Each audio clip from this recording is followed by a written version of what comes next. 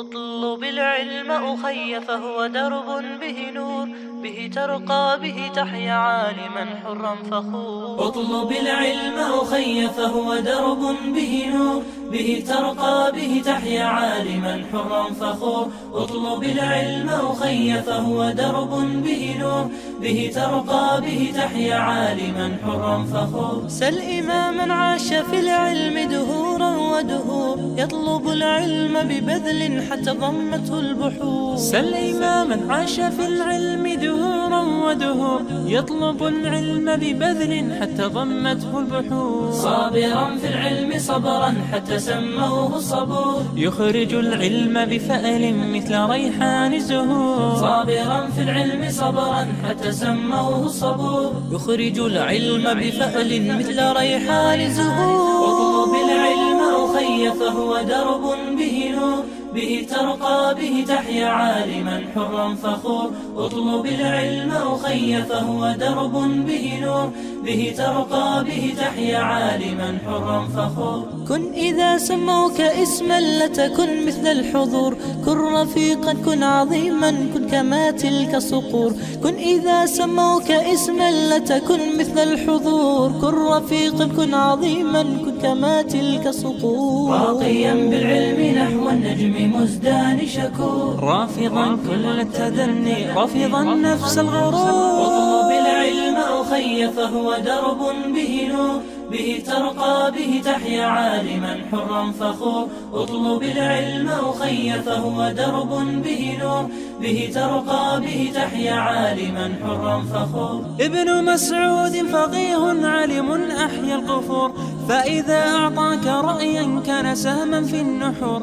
ابن مسعود فقيه علم أحيا القفور، فإذا أعطاك رأيا كان سهما في النحور. وعلي ثم بالدين معاذ لا يبور، اقرأوا التاريخ تروي عنه أفواه سطور. اطلب العلم أخي فهو درب به نور، به ترقى به تحيا عالما حرا فخور. اطلب العلم أخي فهو درب به نور، به ترقى به تحيا عالما حرا فخور. إن سألت عن إمام أو فقيه في الأمور، ابن عباس ترنم وسيبقى في الصدور. إن سألت عن إمام أو فقيه في الأمور، ابن عباس ترنم وسيبقى في الصدور. فهو كالشمعة تذهب حتى تأتينا بنور، ساهر بالليل علم وبأوقات سحور. اطلب العلم أخي فهو درب به نور، به ترقى به تحيا عالما حرا فخور. اطلب العلم أخي فهو درب به نور، به ترقى به تحيا عالما حرا فخور. إذ بكى النبي يوما سمعا صوتا جهور، يا أبي كم روت عنك الليالي والعصور. إذ بكى النبي يوما سمعا صوتا جهور، يا أبي كم روت عنك الليالي والعصور. أنتم اليوم كنبت قد علا فوق الجذور، يا أساس الدين يا صرحنا يا صلب صخور. اطلب العلم أخي فهو درب به نور، به ترقى به تحيا عالما حرا فخور. الحمد لله رب العالمين، الصلاة والسلام على سيدنا محمد وعلى آله وصحبه أجمعين. Dear brothers and sisters, Assalamu alaikum wa rahmatullahi ta'ala wa barakatuh, and welcome to Islamic Oasis Live. As you know, brothers and sisters, we are unfortunately remembering the 75 years of occupation of Palestine. It is named Nakba, yani the disaster that has taken place against the Muslims. Of course, there were many disasters since then. Since this disaster took place, there were many people involved: tyrants, traitor rulers, foreign powers, the dividing of the Muslim lands, the destruction of the Muslim lands, the occupation of the Muslim lands, and this Nakba in reality continues till today. Everywhere you see, at least the Palestinians are remembering and reminding their own people. Now here's what I'm trying to say. The issue of Palestine has become a Palestinian matter. We are not seeing protests and rallies and this reminding of the Muslims in the, let's say, in the streets of Pakistan, or in the streets of Egypt, or in the streets of Tehran and anywhere else, where this should have been a reminder that the Muslims have an obligation to do something about the occupation of the Muslim land, do something about Masjid al-Aqsa and the treachery that has taken place there. But the sons of the Muslim Ummah will never allow this to be taken lightly, inshallah Rabbul Alameen. And so for that, we have an amazing discussion today, inshallah. We are bringing to you Dr. Abdul Wahid and Dr. Abu Talha. Dr. Abdul Wahid is currently the chairman of the UK Executive Committee of Hizb ut-Tahrir in Britain. He has appeared on many media platforms such as 5 Pillars, Islam 21, Blogging Theology, Foreign Affairs, Open Democracy, The Times, Higher Education Supplement, Prospect Magazine, and then also you can follow him on many other platforms, Twitter and others. And also we have Abu Talha. Abu Talha is Dr. Abu Talha is not someone new to this platform, just like Dr. Abdul Wahid. Abu Talha, also a professor, author, lecturer, is the author of The Fall of Capitalism and the Rise of Islam, and speaks across the world about various ways by which Islam structures this Muslim or Islamic civilization and its role in today's world. So welcome both of you to Islamic Oasis Live, brothers. Assalamu alaikum wa rahmatullahi wa barakatuh. Wa alaikum salam wa rahmatullah. Assalamu alaikum. Wa alaikum salam wa rahmatullah. Dr. Abu Talha, starting with you, obviously you are from Palestine. The roots are from Palestine.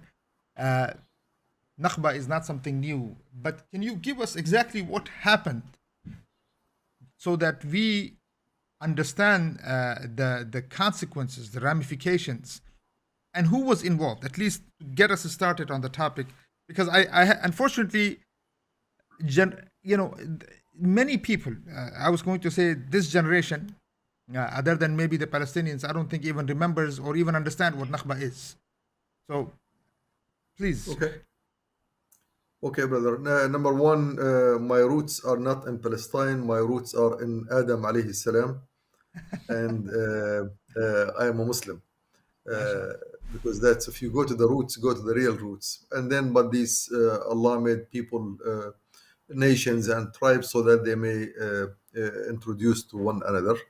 But historically, I'm from descendants from the Jilani family from Iran or Iraq, living in the eastern part of Abdul Qadir Jilani. Bank. Yes. Oh, because my official name. Welcome to. Then you're connected to us in India too. Then. Yes, my official name is Muhammad Jilani. Oh, Yeah. mashallah. And That's we- the we first live- time I we know since live- the time I've known you 20 years, Sheikh. Now I know Yes. your actual name. You're in trouble, Abu Talha. But go on. Usually, I know some people brag about that, so I don't like to bring it up. But since you mentioned the roots, I thought I would mention that. Okay. The Nakba, or the Palestinian issue as it's today called, it started immediately at the time of the collapse of the Khilafah state. Even before the collapse, during the decline era, if you will, and still Sultan Abdul Hamid was still in power, but nevertheless the Ottoman state was in decline. The power was going down. The Zionist movement, with the leadership of Herzl, they met with the Sultan and they asked for permission for the Jewish people to live and to migrate into Palestine. We know the history. Sultan Abdul Hamid was still in action, despite all the traitors who were behind him or in front of him. He categorically declined, and his statement is very clear that it is easier for my body to be cut in pieces rather than giving 1 meter of Palestine to the Jewish people. But then in 1917, after almost the end of the First World War and the defeat of the Axis power, including Germany and the Ottoman state at the time, the British made a decision to take part of Palestine, if not all of it, and grant it as a homeland for the Jewish, what is known as the Balfour Declaration. Then immediately after the end of the war, when the League of Nations was formed, there was a mandate, the League of Nations mandate, saying whoever has the mandate over Palestine must make it easy for this land to become a homeland of Palestine, of the Jews. Jewish people. This was part of the League of Nations. Then after that, we know the story that the British took over the whatever was left out of the Ottoman state, the Middle East, the Arab countries, etc., and they made the division between them. And as the mandate of the League of Nations, Britain was responsible in front of the League of Nations to make sure to enable the creation of a homeland for the Jewish people in Palestine. And then since then the issue escalated. The British, they enabled the migrations, massive migrations. They tried and they worked very hard to block any resistance. There were Palestinian resistance at the time in order to stop these migrations by Abdul Qadir al-Jazairi and by Al-Hajj Amin Husseini and many other people who took weapons and tried to block this formation of the new Jewish state in Palestine. Now, the Arab countries surrounding that, including Jordan, which was formed as a Transjordan, as Imarat Sharq al-Urdun, the trans part of the eastern part of Jordan, Syria, of course, Lebanon, Egypt, they were all under the control of the British or the French directly with military occupation. It was not agents like today. So in 1948, on the 15th of May, or let's actually 14th of May, the British decided, they made that today is our last day of British occupation of Palestine. And immediately after that, which is the second day, the state of Israel was declared and a war erupted. But now think about it. The war erupted by the armies from Egypt, Jordan, Syria, Lebanon, and the Palestinian resistance in order to stop and block this action. However, all of these armies were under the leadership of British generals. In Jordan, for example, there was Gulab Pasha. Gulab Pasha, they called him, is a British general who was leading the Arab armies in Palestine. And then the so-called ceasefire was created forcefully. Arab armies were drew, and they were forced to draw their forces. There were some clashes here and there, like in the northern part of Palestine. Some soldiers, some officers resisted the orders of the leaders or the rulers and the British general, and most of them, they were actually martyred in these places. So part of Palestine was completely taken out. Thousands or more than 800,000 Palestinians at the time were driven out of their homes to the West Bank in Palestine, to the East Bank, which was called Transjordan. Some of them to Lebanon, and some of them to Gaza. Gaza was at the time still was not under occupation, so there were camps, Palestinian camps in Gaza, Palestinian camps in the West Bank, Palestinian camps in Jordan, Palestinian camps in Lebanon. And since then, the way things were organized, the United Nations took over. United Nations immediately recognized the state of Israel as soon as it came out. Soviet Union at the time, which was bragging about protecting Palestine and the Palestinians, was the first to recognize the rise of the Israeli state, even before the United States did. Then the United States, Britain, and the rest of the countries followed from that time, recognition of the state of Israel, all the way through until the Camp David came. First Arab countries, which was Egypt, to sign a treaty with Israel, then followed by Jordan and the Palestinian PLO, or Palestinian Liberation Organization. And then recently, what we know, the Emirat and the Oman and Bahrain and Now and even and Pakistan. the rest of the crowd. And Turkey was again one of the states that recognized Israel as early as it was allowed for them. So this is the scenario of the occupation, and as I mentioned at the beginning, it was a direct consequence of the destruction of the Khilafah. Until that, as long as the Khilafah was there, at least was there and strong, it was a dream by the Zionist and the Jewish people, but a dream that could never have come true if the Khilafah had continued. So this was, as the Hizb called it, the second most critical crisis that occurred to the Muslim Ummah during the last century.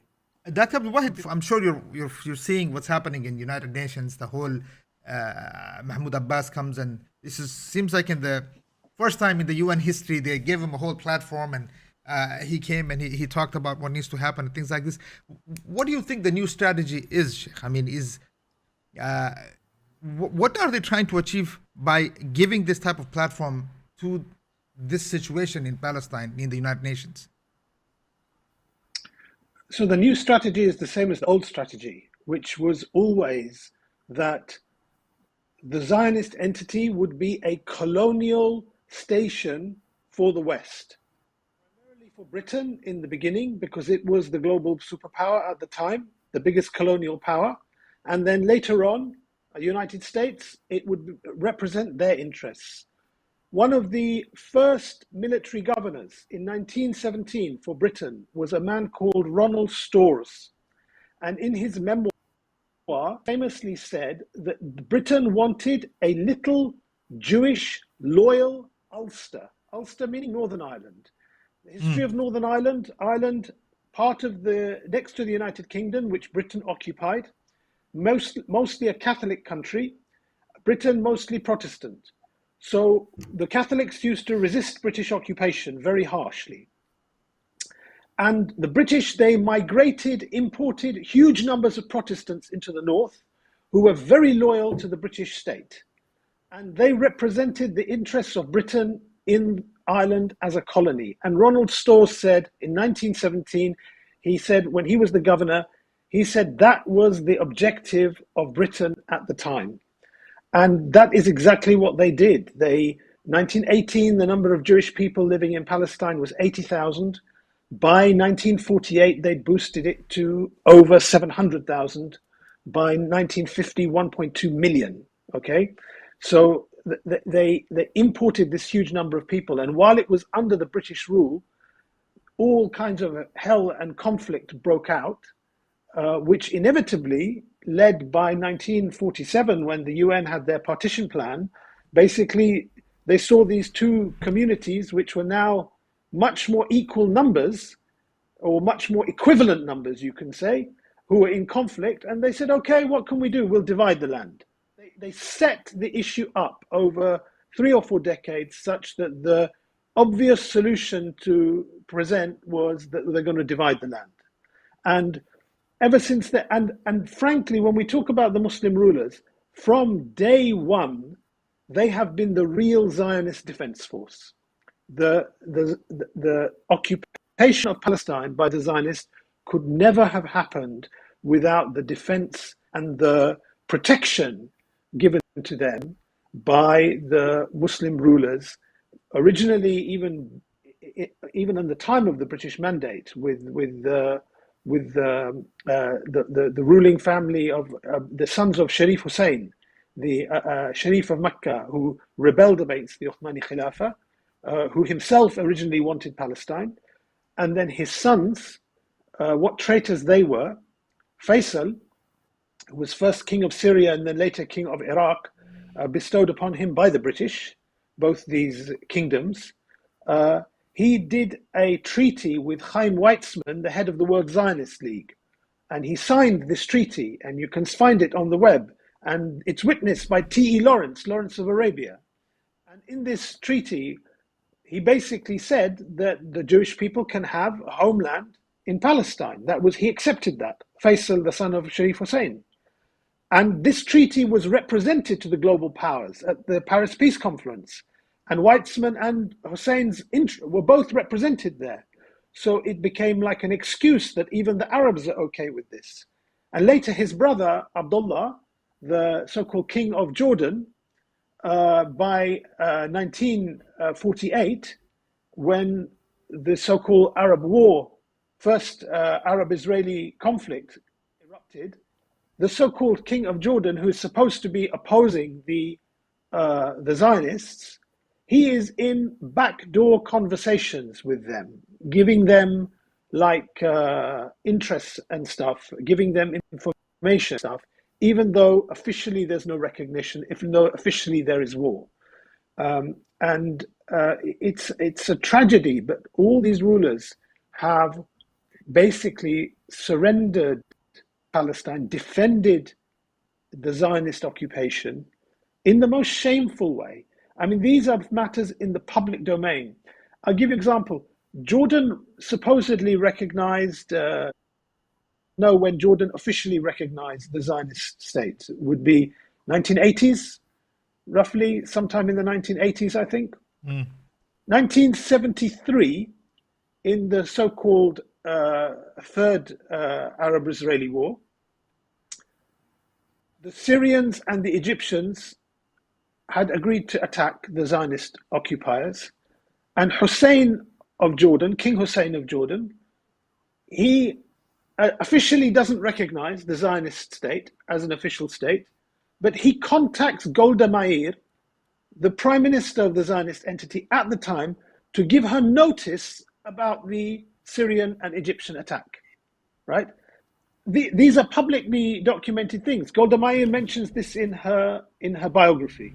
Okay, so the level of treachery we see is very great, and with the recent Abraham Accords that we saw in 2020, some of these states, they already had relationships which they don't want to declare formally. All of this is a formal declaration, and that's why when we look to the future, we won't be surprised if the regimes in places like Saudi and the Pakistan, eventually they recognize. We won't be surprised because they already have battles and dialogue going on. These have become exposed in the last few years.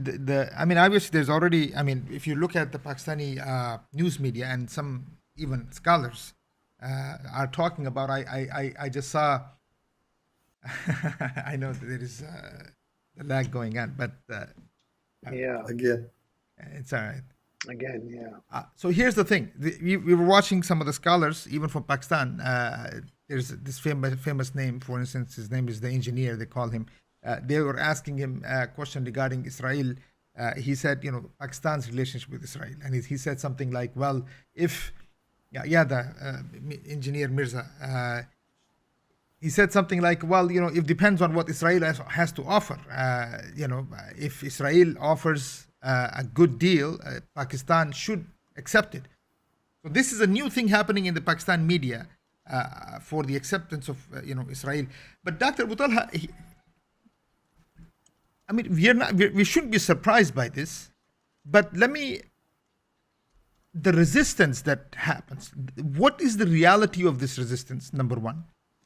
Is this really resistance, or is this to get more and more acceptance of Israel? Actually, brother, no, it is real resistance. Look, It is real resistance. the Muslims who live in Palestine, they are absolutely in totality, as much as the Muslims outside as people are in absolutely shocked mode. They do not recognize, they do not even tolerate, the existence of the Jewish community around them. They see their harassments, their attacks, their invasions of the Aqsa on a daily basis. So the resistance is internal. Now, because they have, there is a very close proximity between the two peoples, then you will see that every now and then someone can do whatever he or she can do, whatever in their hand they can resist with. So the resistance is real. Now, in Go ahead. okay, the resistance is real. It doesn't mean that infiltrators from outside who try to impact these resistance groups and to tie them to some weapon supplies, to some financial aids, etc., as much as they have done for the revolution in Syria. As we have seen at the very beginning, it was really genuine revolution. Then we saw the money coming from Qatar and Saudi Arabia and Jordan and Turkey until they were able to hijack this revolution. That's what's happening in Palestine. They imposed upon them the PLO. They tried to hijack their real resistance. Today, they are trying to infiltrate the groups who are fighting, control them with money and with weapons and with whatever supply. But the resistance is real. The resistance is real. It's genuine. And that's what really scares the heck out of the Jewish community. That's what keeps them up always in despair. They are thinking of ways of revenge and try to stop all of this, because this is what they see while they are still under occupation. Just imagine what happens if these guys, these people, they get the real support from the neighboring countries, Egypt, Jordan, Syria, etc. That will be a huge impact, and that's what we get out of that. So the question, the answer: no, resistance is good. It's real. It's genuine. And anyone who tries to downgrade that, I think that's a mistake. That should not So happen. The people in Palestine, in Jerusalem, in Gaza, in Jenin, in Nablus, the real people, the ground roots, if you will, the grassroots, these are real, genuine. Now, the top leaders, we always know how these guys can be infiltrated. Dr. Abdul Wahid, are you on? Can you? Yes, I'm on. Oh, good, Yes. good. All right, fine. But go ahead, if you could. The original question I had, that's a very important question. I mean, how the breaking apart of Ottoman or the Uthmani Khilafah affected what is taking place today in Palestine. If you can just, that's an issue that Muslims have to know. It was an essential part of the strategy to occupy Palestine and set up their satellite colony, okay? Because really what caused the occupation of Palestine was not just the invasion of one country, it was a whole geopolitical shake-up of the region. So by 1917, the British invaded and occupied Jerusalem. This would never have happened if the British had not inspired Sharif Hussein to rebel, because this created a second war front for the Ottomans. And frankly, the Ottomans, until that stage, had been doing quite well in the war compared to what people thought they would have been doing. In fact, there was even some talk that the British, before the Americans entered into the war, would have looked to some kind of maybe peace settlement with the Ottomans in early 1917. But by the end of the war, once the Americans had entered, the Sharif had started the second front, and the Ottomans had lost Jerusalem, they'd lost Palestine, they'd lost Damascus, they'd lost Syria, they'd lost Iraq, they'd lost Baghdad, all because of this treachery. It allowed the British to have these lands, and along with the French and the Americans, they had divided them up under the Sykes-Picot Treaty, which they had made during World War One. And the Americans were involved in this already in World War One? Well, the Americans came into World War One right at the very end, right? So in late 1917. If they had not entered by that stage, then the war definitely wouldn't have been a decided factor in favor of the so-called Allied powers. Definitely not. So they achieved all this in World War One. It weakened the Ottomani Khilafah. The subsequent peace treaties, peace negotiations, and treaties afterwards effectively carved up the Ottomani Khilafah, and the traitor Mustafa Kemal ultimately abolished the Khilafah, supported by the British. And there's many historical evidences that the British desire for the demise of the Khilafah was well recognized in memos going back and forth between diplomats in London, in the Middle East, in Cairo, in India. A lot of debate about whether this was the right thing to do or not amongst them, but it was the agreed policy in the end. And for the first time in hundreds of years, this land became separated from the rest of the Muslim land since the Crusade times, basically, since the occupation and the liberation by Salahuddin. So they could never have achieved this without the demise of the Khilafah, because literally this was the power which Sheikh Abdul Talha said. Sultan Abdul Hamid, he was approached. The Ottoman Khilafah was in debt. The Zionists were agreed to pay off that debt, but he refused to sell it. He said very clearly, if you take my lands, take my chair, divide up this land, then you will take it. Otherwise, as long as we are here, this is Muslim land, we will protect it with our blood, just as our forefathers protected it with their blood. So I think one important thing to bear in mind as well is that the Zionist project was not a Jewish project, okay? It was a colonial project. Jews in the early part of the 20th century, as a majority, did not support it. Religious Jews believed it was haram for them to move back to the Holy Land before, in their view, the Messiah had come. For them, it's a sin. And this is documented amongst religious Jews. And even today, you will find a few religious Jews who believe that. And for the secular Jews in countries like Britain, they were opposed to it. One of the only British Jew in government at that time, when Balfour signed his declaration, was a man called Sir Edwin Montagu. And he strongly opposed the Balfour Declaration. And he wrote extensively saying two things. One is, this will be very unjust to Muslims and Christian Arabs in the region if we promote a Jewish homeland there.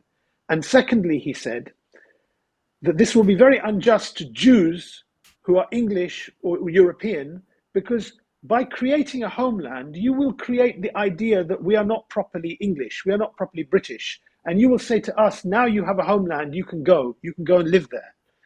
So the majority of settled secular Jews in countries like Britain were against it. In that time, in the early days, late 19th, early 20th century, the Zionists were a minority. They grew over the next decades, but they were a minority. And it was always a colonial project, not a project about Jewish power. Dr. Abu Talha, this issue with it's a question that constantly is out there, especially when we see what Iran does. I mean, the kind of at least how Iran likes to display itself as the maintainer or somebody who's going to protect Masjid al-Aqsa and all of this, and with Hezbollah and all of this. Sheikh, what is the reality behind Iran and this facade of supporting the resistance? That's one question. And the second question, I mean, it seems like even Hamas and others, they really do flock to Iran very often, what is your understanding of this? Well, I will give just a brief discussion on this issue. Iran came out in the world, the recent Iran, as a revolutionary government, revolution under the umbrella and the banner of Imam Khomeini, holding up to the Islamic values within the Shi'i Ja'fari sect. So holding up to this slogan or to this type of vision or this type of view demands that Iran should run and should act, should behave in a manner compatible with whatever it declares.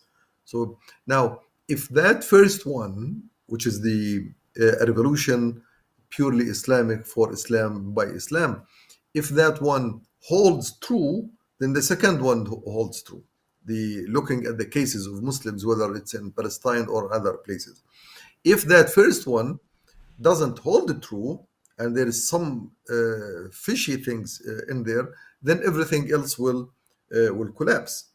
In my opinion, the slogans that Iran holds about Islam and the Islamic Revolution, etc., were nothing but a means to overthrow the Shah of Iran. And then they had to continue with this what's called constitution. Eventually, they were started relaxing the issue from the very beginning, from Islamic imama, the imamiyya, and then to governance in Islam, and then eventually to republic, and then to Persians, and we know the story behind that. We know that there was a very strong collaboration with the United States at the time when Hauser, the chief of the army in, I think he was the assistant to the NATO forces, and he was also in charge of the American presence in Iran during the Shah. They were very supportive of the revolution. They made it happen.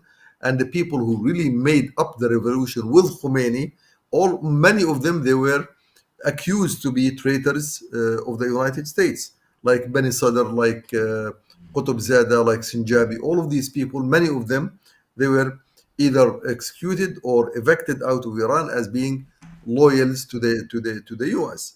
And they are the ones who made the revolution. It's not Imam Khomeini was the so-called the spiritual leader, but the ones who made up Iran the way it was and who formed the political structure of Iran, including Bani Sadr, including Bazargan, including Qutb Zada, including Karim Sinjabi, including many of these people, they were purely American representatives in Iran, as much as the Sharif Hussein and the other people in Saudi Arabia were representative of the British at the time of the break of the Khilafah. But my issue, brother, I think what really happened until now is that there is an international orchestration in order to make sure that this state, as Brother Abdul Wahid mentioned, will stay as a spearhead of the colonialism of the area, as a spearhead to continue deviate the Muslims from the real problem and the real cause, which is the collapse of the Khilafah, to trying to solve unsolvable problem. This is called NP-complete, non-polynomial in our mathematical terms, which means if you continue to work it out until forever, you will not finish it, because there are premises for it. There is something, you are ignoring the base upon which you need to resolve this issue. Now, I bring you a 10 issue, you will start playing with it, you are working with it, and you are absolutely isolated from the real issue that caused this problem. If you don't address the first issue, you will not be able to solve this problem. So we call it, the complexity of this problem is non-solvable in real time. And we have seen 75 years of many wars, 1948, 1956, 1973, 1982, and then on and on these last 10 years. Every year there is a war. It is non-solvable. It is created in a manner that you cannot solve it by itself unless you solve the issue of the Muslim Ummah, which is the Khilafah. There is no question about that. And anyone who missed this point will not be able to address this issue. The more you indulge in this, and that comes even in Iran in this case. Now, in Iran or even Syria today, Bashar is claiming by returning back to the Arab League that, oh, now we are united one more time, so we can address the Palestinian issue. You cannot address the Palestinian issue in isolation of the real cause that made it. So this whole Arab League, the the organization of Muslim states, and the Iran and Turkey and and Pakistan, all of these talks in isolation of the real problem are nothing but means of continuation of the current problem without solution, providing the Jewish state entity more life to live. The moment, in fact, look, there was this guy Bernard Lewis. Yeah. He had a lecture in the U.S. I attended his lecture personally, and he was mentioning, look, and his address was to the how the Israelis should address this issue, that as long as the Arabs continue to resort to weapons and to fighting and making all types of sacrifices, the Jewish state should live in peace. The moment, and these are his words, the moment one or more groups bring up a new regime based on the old ideology of Islam and unite Muslims in order to address this issue, then time will be ripe for something that you don't even want to guess what's going to happen. These were his words. Almost. I'm just rephrasing because I don't have the quotations in front of me. I asked him this question. I told him, what do you mean by then the situation would be ripe? And he was definitely talking about Hizb ut-Tahrir. Because he says what you should be afraid of is that type of group that calls for uniting the Muslim forces before they make any attack. Now, who does that today? Who did that then? So the issue is this. That's what it is. Now, what the Israelis today are doing, and excuse me for using the word Israelis just because there will be some other people watching, so they know what we are talking about, the Jewish state in there. What they are today doing, it's not protecting their small entity there. They're expanding. They're expanding, number one. And all of these so-called skirmishes that they are creating in Palestine, around Jerusalem, around Al-Aqsa, in order to provoke the Palestinian people in the old occupied lands in the what's called 1948, in order to evict them. The Jewish state today, their main concern whenever they have any negotiation is that if we will have ever two-state solution, then our state should be completely Jewish. The identity will be Jewish. It's a Jewish state. That's what we actually, when we call it a Jewish, because we don't want to recognize the name Israel. But when you use the word Jewish state, that's what they want. They want the Jewish identity alone to be in Palestine. And that means the eviction of more than 1 million Palestinians is on the road. And that's what the whole negotiations, what these all going back and forth between the regimes in the Arab world and the Muslim world with the Jewish state is to facilitate what is going to happen with these people. A new round of evictions, immigrations, and then you will be now just like in the 1967.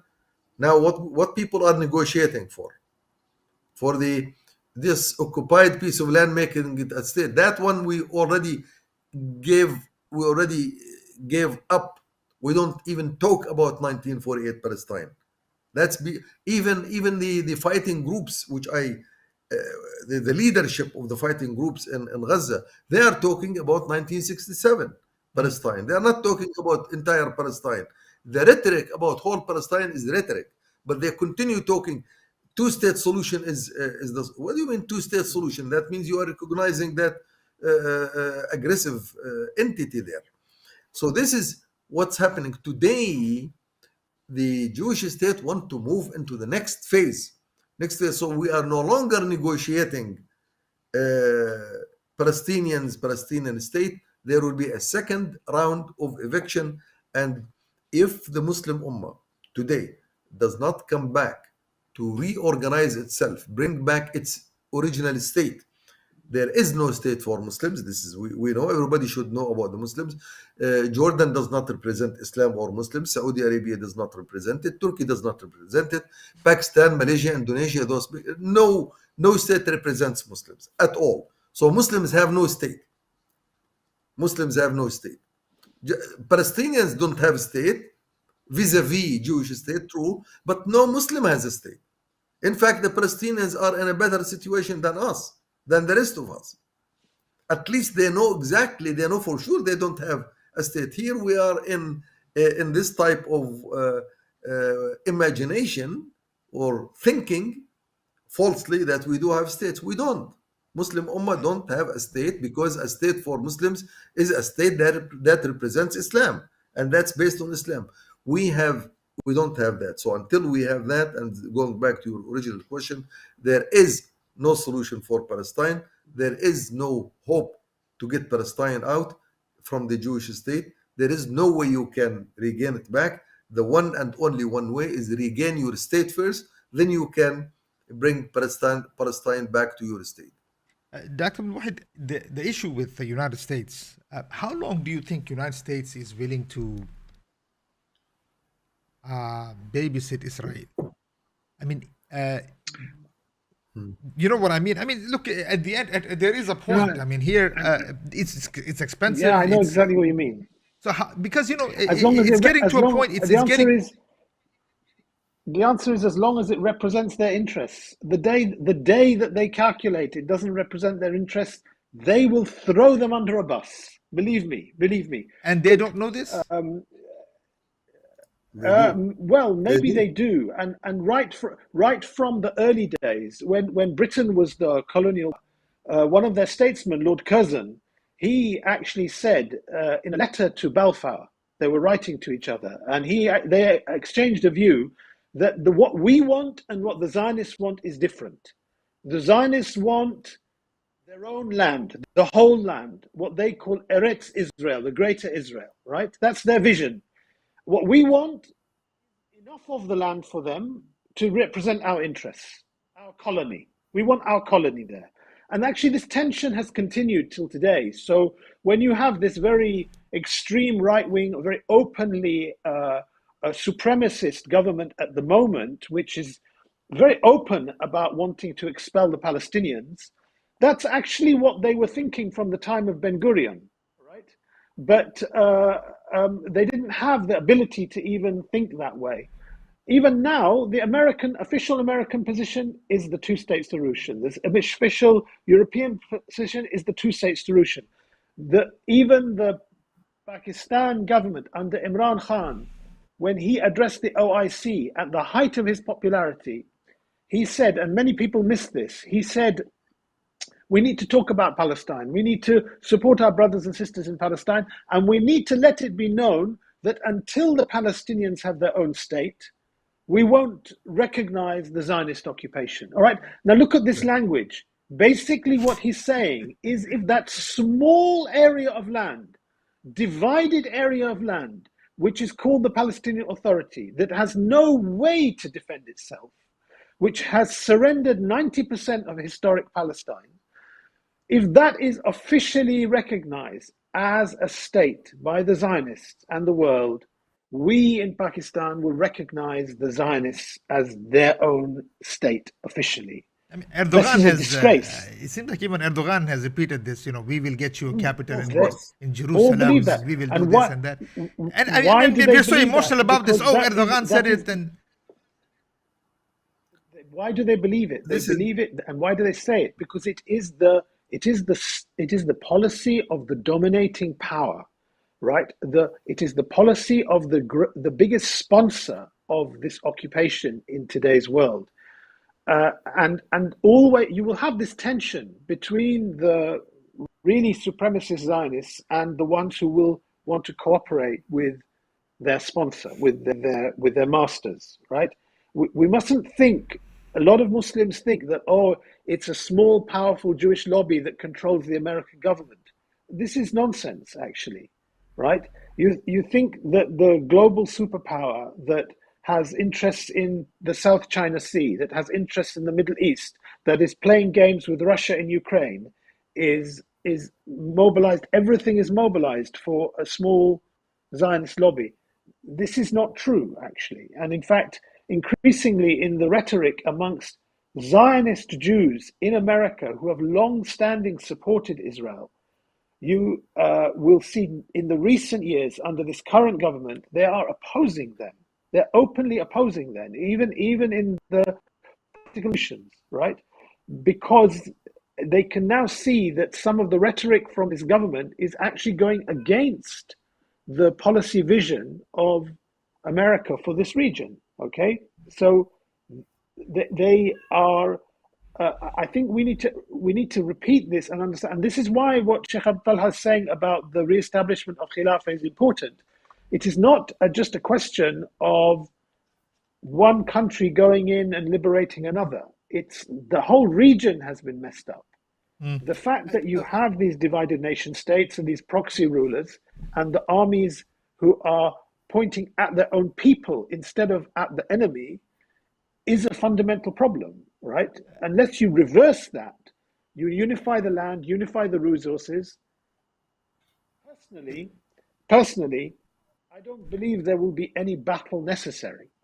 In 2003, when the second Iraq war was happening, the BBC reported, I remember, that Saddam Hussein was always threatening to fire missiles at the Zionist occupiers. Tel Aviv, Yeah, and the BBC reported that something like 30 to 40% of the population had decided to leave in fear of Saddam Hussein just firing missiles. So imagine if that land was unified, if that resources was unified under the sincere Islamic leadership, whether or not there'll be any kind of genuine fight against that. I honestly don't believe that that's what we will see. I believe we will see the whole project dissolving, actually. That it will see what an illusion it was that they had real power. And we'll see whether or not the United States thinks it's in their interest to actually put troops on the ground in the Middle East. I don't think they will. I mean, is this how did this switch happen, Sheikh? Yani, first you had the British came in, they did what they did, and the United States side that it's also in their own interest to keep that going. Is this? I mean, so the idea is never allow Middle East to ever have any kind of peace by using Israel for constant incursions or constant, crisis. Is that what it is? Constantly keep the Middle East into this mess. It's in part it is that, but what you can see with the vision with the Abraham Accords is that they're trying to convince all these Arab nation states and the Zionist entity that it's in their economic interest, trade interest, business interest, financial interest to have peace with each other. This is their phony argument, okay? That if you have peaceful relations, you can all cooperate. Now, hypothetically, even if this was true, one party in this, which is the Zionists, have the backing of the whole of the Western world, okay? So this is not an equal playing field. What you will have is colonialism by trade, colonialism by other means. The other thing you will have is you can see that this tourism thing is a big way for transfer of ideas and transfer of values, all right? They're very jahil people, the occupiers, in the way they behave. They're more jahil than most Westerners, okay? Right. In the way they behave. This is very clear. I was there. I spent 3 months there on the ground. I believe me, I understand the ground realities there. The thing, Abu Talha, what do you have to say regarding this relationship? I mean, is it realist versus idealist thing going on within the American foreign? I guess the question is this: when Americans look at foreign policy, is it this liberal conservative thing? Is it idealism versus realist thing? What do they look at in order to make the decisions that they're making vis-a-vis Israel? Of course, Dr. Abdul Wahid saying, look, I mean, it's not going to be feasible in the long run. So then why, what's the deal here? Who makes the decisions and what's the reality? Well, the decision in the United States is made by big think tanks, the deep state. There are committees after committees after committees who study this all the time, and they study it from the perspective of the interest of the United States. Does it serve our interest now? Yes, it does. And therefore, they will spend whatever it takes to protect them, to keep them up.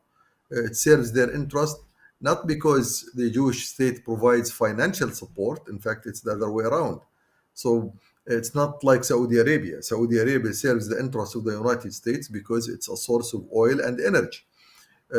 Similarly, Qatar, Bahrain, Emirat, all of these, Iran, Iraq, they support and they serve the interests of the United States because they provide an endless source of wealth for America.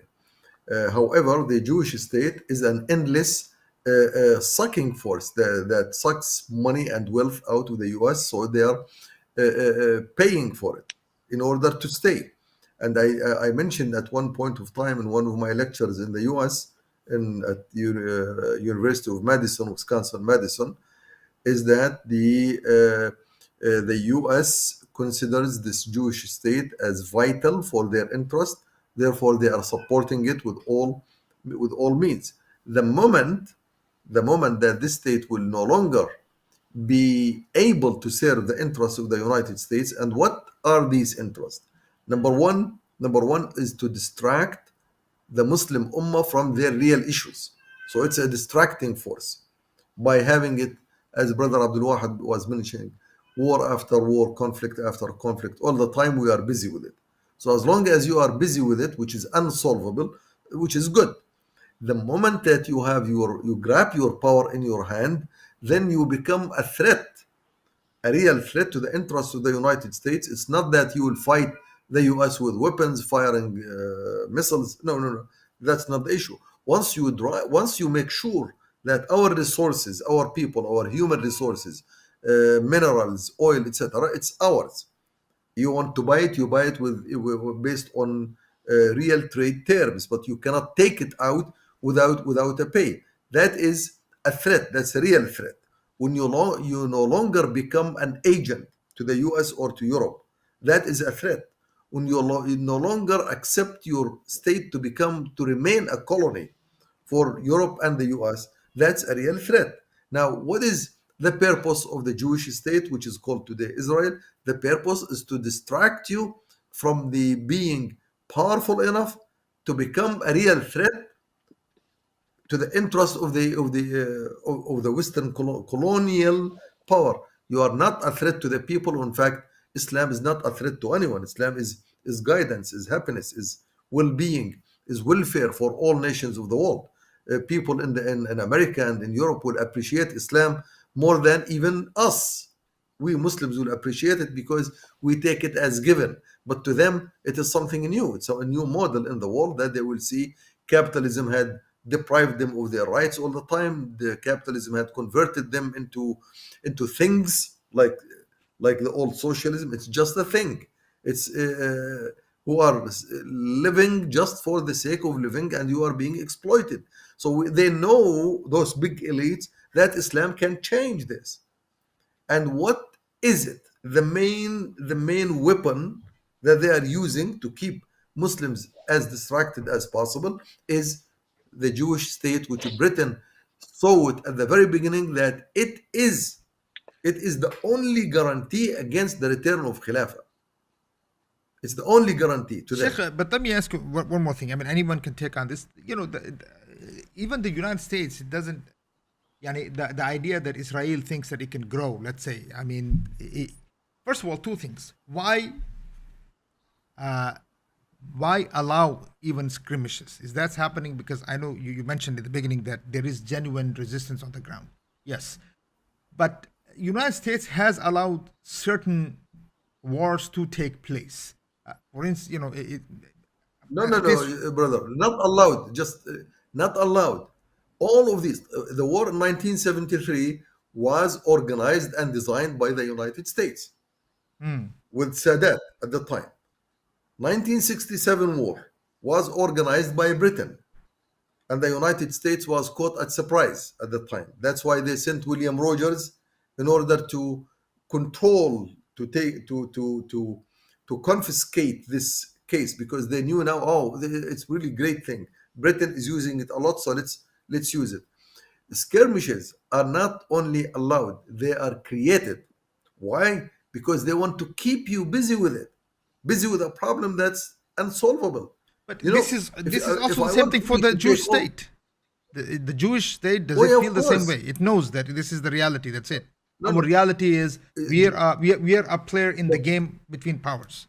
Yeah, Jewish not even a player, but especially instrument. Especially the elites, the ones who control the state, like the Likud party, the Labour Party. They know that, and they know as long as they are playing in this game, then they will continue to be supported by the United States and Europe, because they know that their existence is fake. It's fake. They don't have ground. The only ground they are sitting on is the ground given to them by Britain at the very beginning and France, and today by all of Europe and the US. They know that. So they have to play the game. And since they are armed very well and they can kill right and left and nobody can tell them why and what are you doing, so they have excused by all of these big elites, so they continue to play. Now if you really want to go, as Brother Abdul Wahid was saying, to go deep, deep, deep in the hearts of the sincere Jews, they would say, what the heck are we doing here? But they have no other choice now because they are already in the midst of this. They came. Look, the Jewish who resisted the migration to Europe, I mean to Palestine, until 1948, during that time, between 1917, when Balfour Declaration was done, and the League of Nations gave them a free migration visa, if you will, to Palestine, the number of Jews who migrated there, less than 10% of the total population of what they have today. They were resisting. And in a lecture, which I hear personally, about someone was an ex mukhabarat intelligent Israeli government was in the US. He was talking. Shamir, who once was prime minister, was sent to Germany and talked to Hitler associates. He talked to him and he asked him, he said, we lack Jewish people in Palestine. We need them in Palestine. And our philosophy is a goat. They use the word goat instead of a sheep. A goat tied up to a rope in Jerusalem is worth more than all the Jewish community in Germany. That's his statement, Shamir's statement, the ex-prime minister of this state. A goat in Palestine is worth more than $1 million in Europe. So that even the guy he was then explaining, he said most of these, the so-called genocides and Holocaust, etc., were carefully designed to force the rest of the people in Europe to migrate and flee to the state. So now they are stuck. They cannot go back to Europe. And it doesn't sound some people may, but not the whole nation. It's already a nation there, like the brother was saying, the one who was in Britain. He said, look, you will tell us you have a homeland, get out of here. And once they did get out, by force, actually by force, when I say the Second World War, one of its objectives, side objectives, is to evict as many Jews as possible to scare the hell out of them. So go to Palestine. We are creating a state for you. So they are playing this whether they like it or not. They are stuck. They are absolutely stuck. So deep inside, if there is a genuine Jew, he knows that it is an Armageddon, as they call it, to them, to this issue, because they have no chance of survival. It is absolutely, it's a graveyard. Sheikh, I mean, as far as Dr. Abdul Wahid, again, if you want to answer that too, but I do have a follow-up. So what happens? Yani Khilafah established. I don't want to say scenario, but okay, let's put it scenario. What happens to the thousands of Jews that are living there? I'm obviously, so it's occupation. Occupation has to be removed. That I understand. But they will be allowed to stay there. They will be told you are given 24 hours, leave 4 months. What's the deal? I would ask you to withdraw the question, please. Fine. The second part. Don't allow Abdul Wahid to go inside here, except for the part. We have no idea. Of course, no. I mean, I'm trying to. I will repeat what I said before.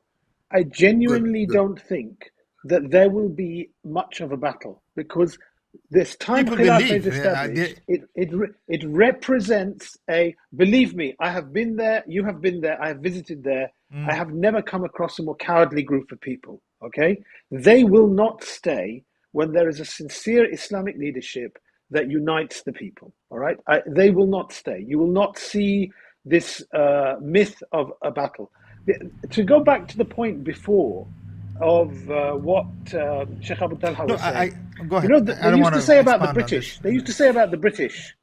They used to say about the British will fight to the last French soldier. All right, and this was always I said like about the them answer. in World War One, World That's War the Two. answer. Yes, they That's the pushed the answer. French. They pushed the French at the front to do their dirty work.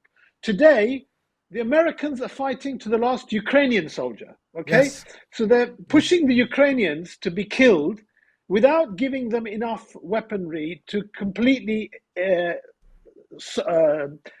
evict the Russian occupation. All right. In the same way, the West is willing to sacrifice the Zionists in Palestine, and they always have been. And in fact, many supporters of the Zionists in the West, they actually have said, one author, Martin Amis, he's a really horrible man, very successful British author, very supportive of the Zionists, very anti-Muslim, but he says, you know, it's a tragedy that when Britain supported a homeland for Jews, it put it in the middle of enemies. All right? It put it in a place it was never going to succeed. It could never have succeeded. In fact, I asked our viewers, go and look at the 1947 UN partition plan. It is the most ridiculous map you will ever see. All right?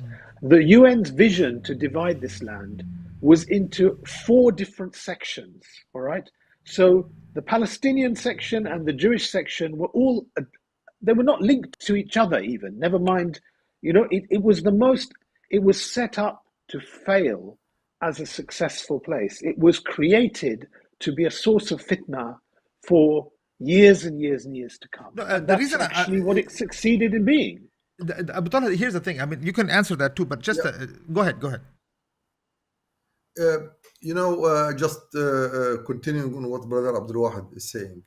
The Jewish state and the Jewish people were put as a sacrifice for America and Sacrificial Britain. lamb, yes. When the Khilafah comes, Khilafah will not look at the so-called the worm that the fisherman uses. We will look at the fisherman who is trying to hunt with that worm. So the real interest that the Khilafah will go after is the interest of the superpowers. We will not consider their toys as the enemies. There could be some enmity, could be hardship, but the Khilafah state will not fall in the trap one more time. The trap when they took out the Khilafah, our trap was to fight a case that's not fightable, that's not winnable in this case.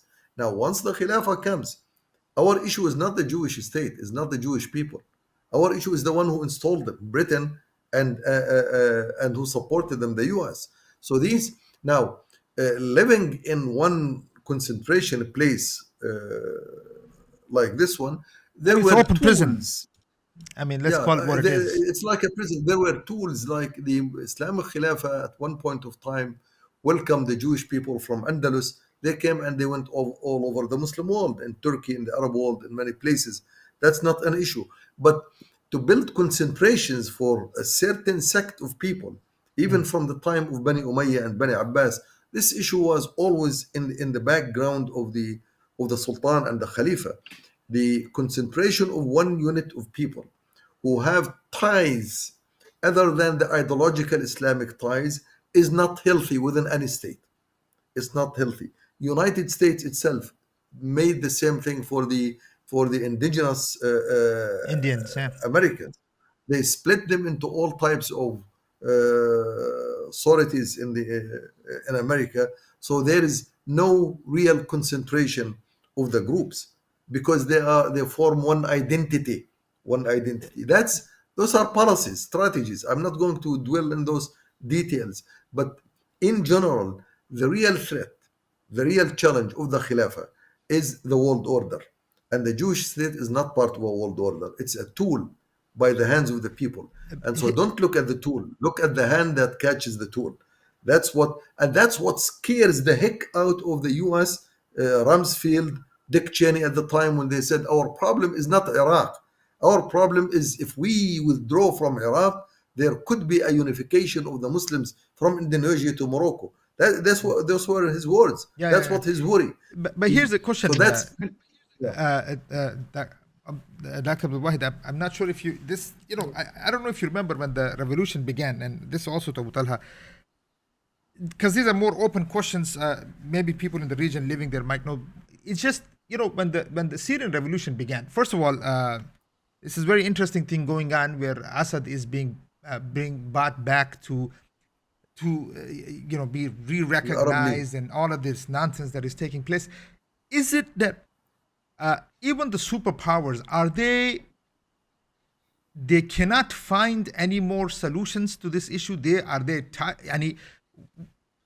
What's the deal Which with issue? bringing Assad back? I mean, two things. Number one, Uh, you're bringing Assad back into the game again, in the Arab League, in the United Nations, and all of this, with what's happening in Palestine. Uh, is it that U.S. itself, as a power, is trying to figure out? I mean, what is it lacking, Sheikh, that they have to even keep a criminal like this in power? Brother, it's enough to think of things like this, right? The decades which capitalism has ruled over the world have been miserable for most people, right? Because to achieve the interests of the capitalists, of the elites, of the powerful in the world, they are willing to sacrifice everyone, whether it means destabilizing Syria, whether it means having an oppressive dictator in Syria, whether it means having the Zionists oppressing millions of people in Palestine. And by contrast, when Islam comes as a way of life, as a ruling system, it brings, the history of the Middle East, the history of Palestine, the only time when Muslim, Jew, Christian could live side by side with tolerance and harmony was under the Islamic system for centuries. Otherwise, since that system went, there's misery under capitalism. Otherwise, before, when the Crusaders were there ruling, it was misery and bloodshed. Otherwise, when the Romans ruled, it was oppression, right? No, I So, understand that. I understand that. But the question is, akhi, to bring back somebody who's a major criminal like this, Yeah. even recognized by the world, somebody who's killed millions of people, sacrificed thousands, if not millions, for the sake of staying in power, not knowing that it was wrong. He's thrown out, he's isolated, and then he's brought back. what is new? I ask you, what is new? No, What is nothing new? is new. But Was there is No, something new. was his father? His father was let me address responsible that. for. Yeah. Look, the Arab League is the creation of Britain from the very first place. So the so-called the schemas that they work is just like the same schemas of British mentality, which are the tricks, tricking the people, making you think one way and it's really the other way. So when they say we freeze the membership of Syria, what does the freeze mean? Freeze mean, okay, until you are defrozen, don't ask the Arab League about the consequences of what's happening on the ground. There will be killings of millions, evacuation of millions, and the Arab League will say, see, the one who is responsible for that, he is not ours. He's frozen. Now, once this whole issue is done after 12 years, and we are almost in the final stages of reconstructing the whole Syria without 5 or 6 million people. Now, okay, Bashar, you can come back. We can defreeze you. They did the same thing for Sadat. When Sadat signed the treaty with the Jewish state back in 1979, they said, we freeze the membership of Egypt so that his action will not be reflected on the Arab League. It will not lose its power or its status. No, Abu Talha, I'm also asking: is it also that the U.S. also? I mean, we have 10 minutes, but is it that is United States also not finding the right people on the ground anymore? Also, I mean, to bring back somebody like that. That's different story. There are two different issues. One is reclaiming Syria as part of the Arab League. That's one thing. Another thing is the reconstruction of Syria in a certain manner. United States will replace Bashar, will do something about it, but at the right time. Because replacing Bashar at some point while he's still cleaning, he's still doing lots of garbage thing for them. So let him finish the garbage, and then once they evict him, just like they allowed Mubarak to go without bloodshed, doesn't mean that they made the revolution, but they sometimes they do permission. We know what Obama's stands at the time of Mubarak. So the United States thinks now for the 12 years, let the Bashar do the cleaning. Let Bashar kill the zeal inside the hearts of the Syrians. There is a report by Henry Kissinger in 1973 saying that the only obstacle to an everlasting peace between the Jewish and the Jewish state and the Arabs is the Syrian people.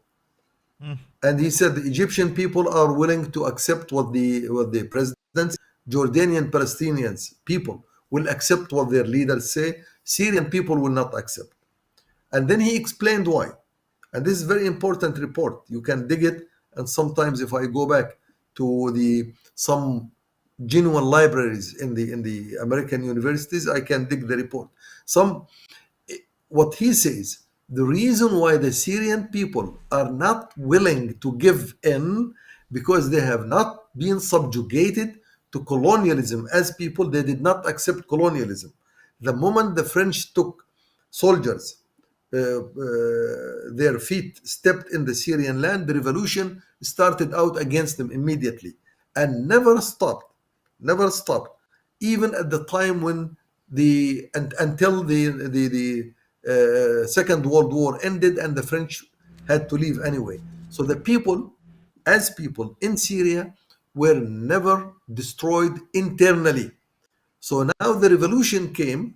One of the objectives of fighting the revolution to the end is really to evict those people, evict them out. The ones who think that they are still holding up to the values of Islam and the area. They evicted, they killed, they crushed. And when they think that this job is complete, then they can do whatever with the government. They can bring an elected government. They can bring one like this and becomes so-called democratic. It's not a big deal. But what in Syria was done, and they took the revolution as an excuse. It's time.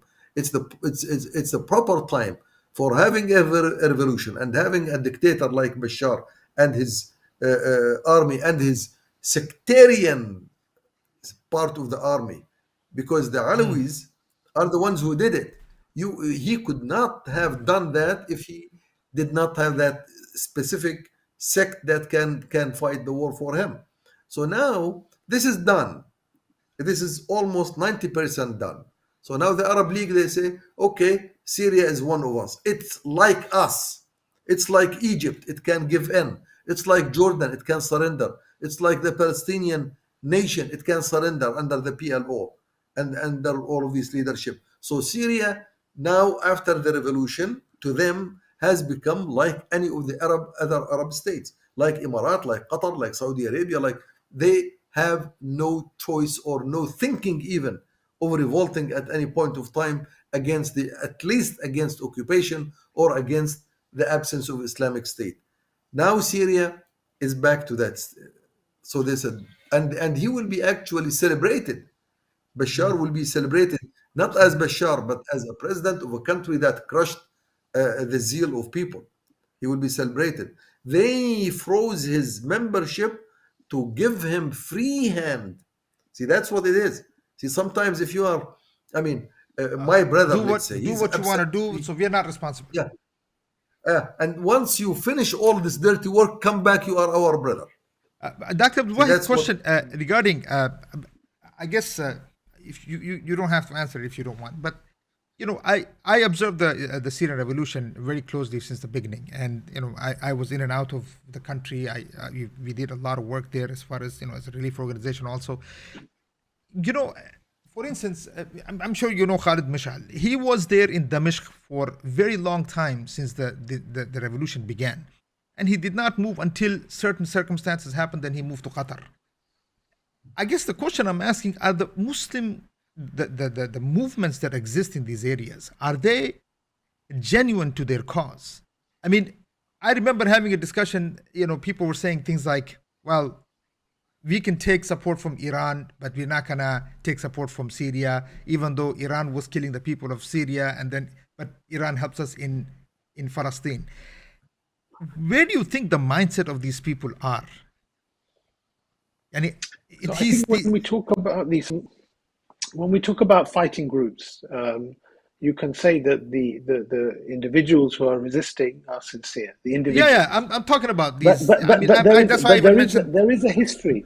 There is a history with fighting groups, whether in Palestine or indeed in Kashmir as well, that their leaderships have And I'll tell you one thing. The answer that was given to me on the ground when I asked this question, I was asking a scholar, very sincere question on the ground in Rihaniya. And the guy told me, this is siyasa shar'iyya, akhi. And you know who talks like that? Oh, this is siyasa shar'iyya. This is, we can, I mean, you can, same country that we are dealing with, they could be killing Muslims in Syria, but as long as they're not doing it in Palestine. So go ahead. So they exactly the point. They justify to themselves of dealing with political authorities either directly or through proxies, right? Whether with Syria, whether with Iran, or in Pakistan, with the Kashmiri groups, with the Pakistani government, and through the proxies, all right? Either directly or through the proxies. You then think that the assistance you're given by these people is something that's helping you. What you don't realize is that your resistance is like being controlled like an on-off switch by somebody else, right? So when these regimes decide it's good for you to increase and escalate your attacks, they switch you on. And when they decide it's not good for you to do that, they switch you off. Right? They withdraw your funding, they withdraw your political cover, they withdraw your arms.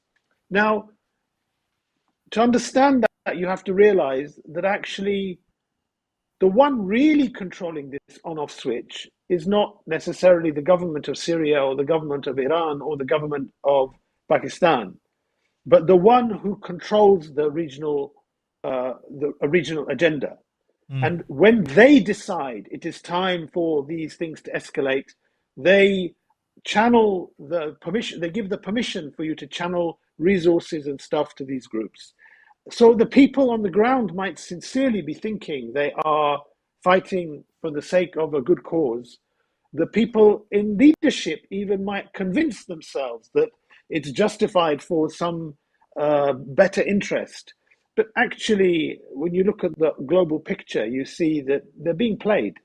Honestly speaking, very often, they let themselves be played.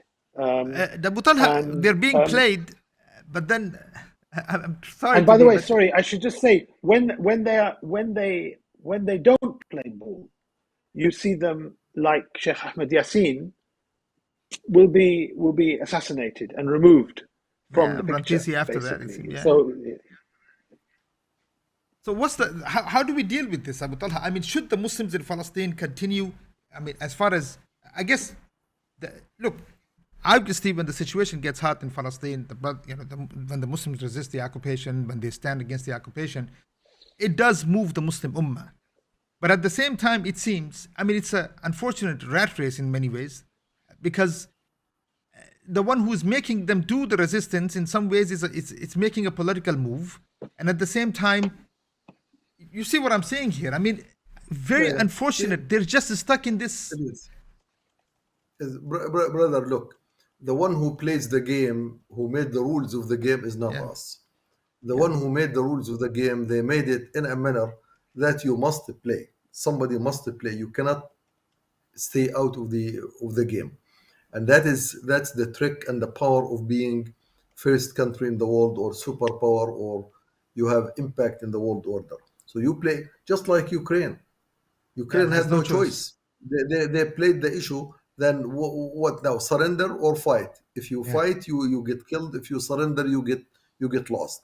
Either way, you are damned. So they put you in a situation that you must raise your hand, and once you raise your hand, I will cut it. So that's the issue. So today, the issue should not be discussed at this level, at the level of what they should do. They should be discussed at the level what we should do. how fast we should be moving. So the more aggression we see against our ummah in Palestine, in Sudan, in Yemen, in Libya, in it means that we have to move faster to bring the real solution so that we can provide the alternative solution. But now to come and tell the brothers in Palestine, look, your weapons are coming from places which you don't know where coming from, so please don't carry them. That is weird. That's not right. You cannot do that. The game was played in a manner that you are not able to do that.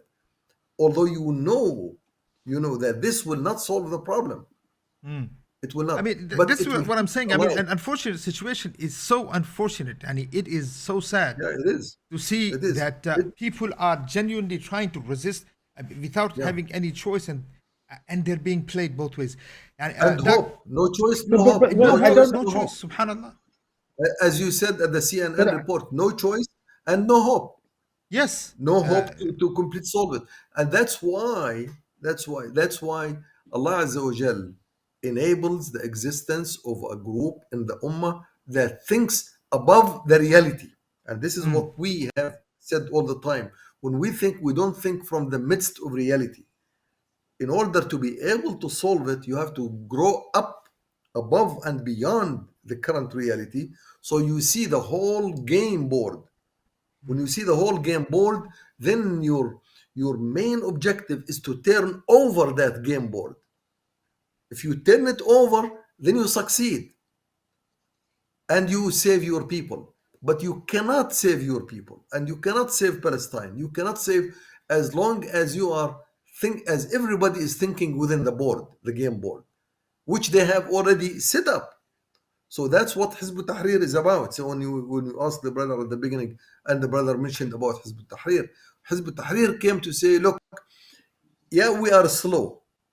We are slow not because we are slow, but because we have to deal with a game board that was set up by Britain, France, America now, and Russia. They made this, and they made everybody play according to their rules. So somebody must play outside the rules.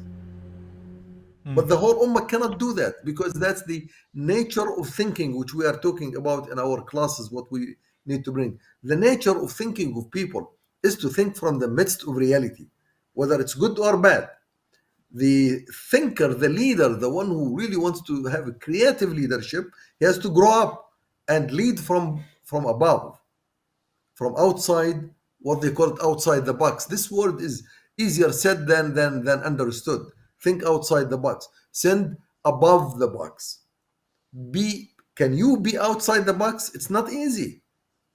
It's not easy, because you are considered, you are not players. They tell our brothers in Palestine, why are you talking to us? You are not even part of the game.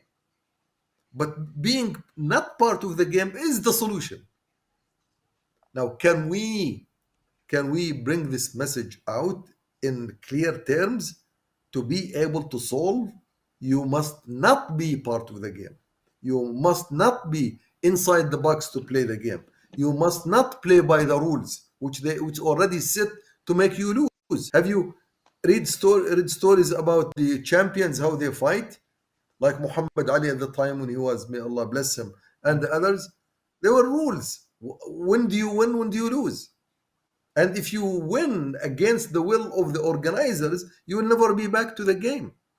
They will never allow you to play. You So, Dr. have Abdul Wahid, to be. how do you play the game? Just finalize it. You have 1 minute. How do you play the game? You establish your own rules, and they are the rules of I Allah like that. subhanahu I wa like ta'ala. that. We should end it at that. We That should is the establish sunnah of our the rules. Messenger of Sallallahu Alaihi Wasallam. And then you tell the rest of the world, right, these are the rules that we are all going to play by. And Yes. you will see eventually some countries, some people, maybe even not the leadership, but some people will recognize that these rules you're talking about, they are more just, they are more decent, they are more for humanity, they are more for everything in this universe than the rules of the capitalists. And this is the way that human beings should live, right? And in fact, elevating the Muslims to realize that the only thing that keeping us playing by these rules is the narrowness of our own minds. the colonization of our own minds, the belief that actually we have to do it this way. It's not true. It's absolutely not true. In fact, in the end, more and more people are realizing this in the world. So, as an example, people are, for the first time in years, people are questioning the validity of the nation state. People are starting to question the supremacy of the United States. People are starting to question whether it's a good thing that the dollar is the global default currency. So just these starts of these questions is a very good sign for us. It doesn't mean that you're seeing the alternative yet. Rather, what you're seeing is that the bombs are falling from the wall before there are cracks eventually all over the walls. One day the cracks start in the wall, and then suddenly the wall becomes demolished. And it was only in retrospect people will realize that that is what's happening all the time. Such is the sunnah of Allah subhanahu wa ta'ala over the centuries for oppressive powers. والله بالغ على أمره ولكن أكثر الناس لا يعلمون. This is, inshallah, we will end it with this. Of course, the best, that is the ayah. It basically tells us you need to think outside the box and you need to reestablish the rules. And this is why we were discussing this issue. Inshallah, brothers and sisters, we need to think outside the box. We need to go back to Allah subhanahu wa ta'ala and know that the amr is in the hands of Allah azza wa jal, qabla wa ba'da, both. And so we need to make sure that when we are looking or when we're studying and trying to understand what is happening to this ummah, we look at it from the lens that we are told to look at.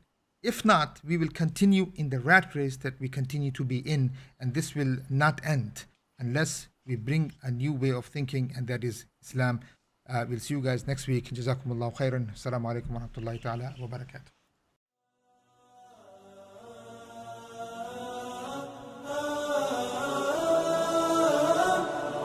لا لن يطول الظلام ديننا لن يضام نحن جيل الهمام نحن فينا عمر لا لا لا لن يطول الظلام ديننا لن يضام نحن جيل الهمام نحن فينا عمر صبح بدا نور ظهر نجم وشمس وقمر ألقى على الدنيا الدرر هذا عمر هذا عمر كل البرايا تنتظر أيامه البيض الغرر كي تستفيد من العبر هذا عمر هذا عمر لا لن تدوم الجراح بل سيأتي الصباح نحن أهل الكفاح نحن فينا عمر لا لن تدوم الجراح بل سيأتي الصباح نحن أهل الكفاح نحن فينا